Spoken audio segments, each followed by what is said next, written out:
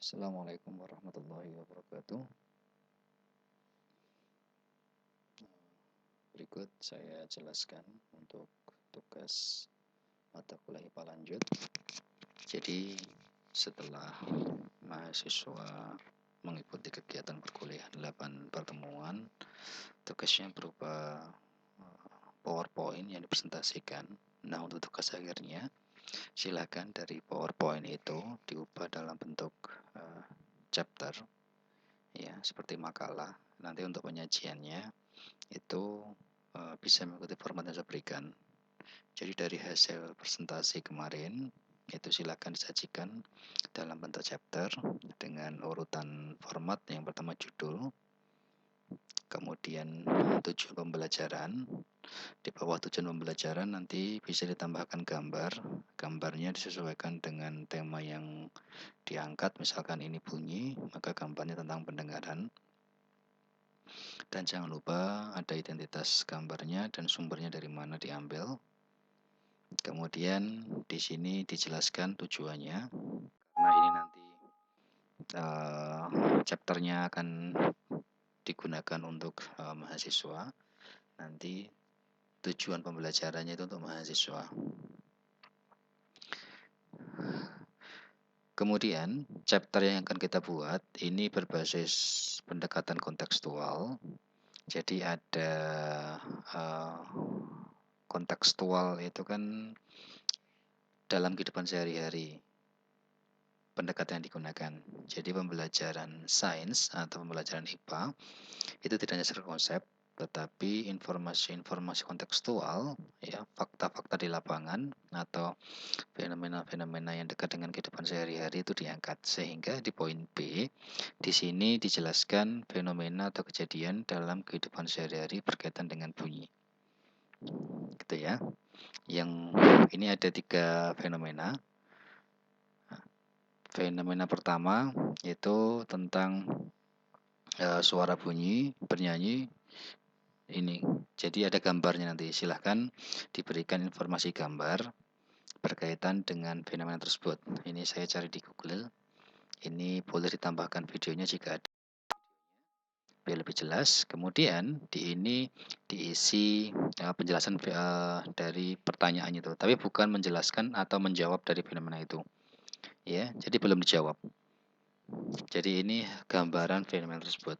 Jadi gambarannya ini berkaitan mengapa seseorang setelah bernyanyi atau teriak, suaranya akan berubah menjadi lemah. Berbicara cukup lama pun juga akan memberikan dampak yang sama. Jadi mengeluarkan suara yang berlebihan, kenapa dapat menyebabkan suara serak dan habis. Nah, itu informasi terkait fenomena itu. Nanti di dalamnya akan dijawab. Jadi nanti di bawahnya, di bagian materi, akan memberikan penjelasan tentang fenomena tersebut. Fenomena kedua, ini berkaitan mengapa saat kita menempelkan telinga di rel kereta api, kita dapat mendengar kereta yang berjalan dari kejauhan. Saat kita menempelkan telinga pada rel kereta api, maka suara kereta api yang masih jauh sekali, bahkan ukuran belasan kilometer, itu akan dapat terdengar dengan cukup jelas. Nah, itu kenapa? Nah, akan kita bahas atau akan kita jawab di bagian materi nanti, poin C. Kemudian yang fenomena ketiga, mengapa kelelawar dapat menangkap malam hari? Pada siang hari, kelelawar tidur dengan cara bergelantung, terbalik di ranting pohon, sedangkan pada malam hari yang gelap digunakan untuk berburu makanan.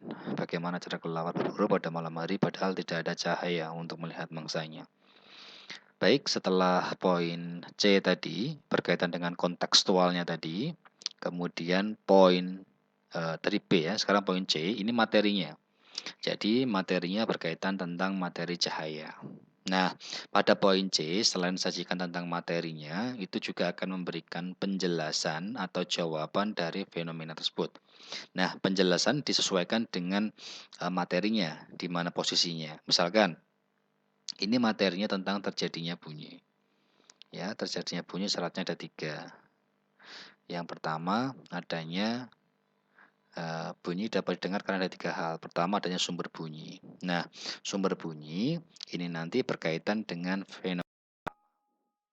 Ya, fenomena pertama kita itu berkaitan dengan suara serak atau hilangnya.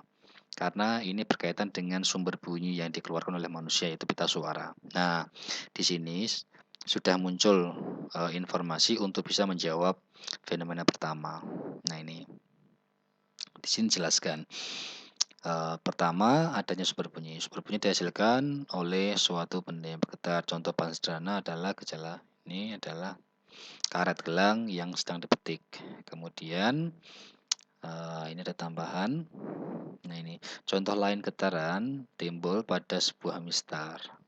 Oke, getaran pada mistar ini. Ini pembahasan fenomena pertama. Manusia juga dapat menjadi sumber bunyi ketika berbicara. Sumber bunyi pada manusia terletak pada pita suara. Ini dijelaskan. Suara manusia terkadang dapat mengalami serak atau bahkan suara habis. Hal tersebut disebabkan sumber bunyi yaitu pita suara mengalami iritasi sehingga tidak dapat bergetar dengan sempurna. Penyebab utamanya ada dua jenis, yaitu virus ataupun berteriak yang berlebihan. Nah, ini jawaban dari fenomena pertama sudah dijawab. Kemudian lanjut materi berikutnya tentang proses mendengar bunyi. Kemudian lanjut materi berikutnya perambatan bunyi. Nah, perambatan bunyi ini melalui 3 medium, zat padat, cair, dan gas. Nah, ini menjawab fenomena kedua berkaitan tentang ketika kita menempelkan telinga kita di rel kereta api, itu bunyi atau suara bisa melalui zat padat.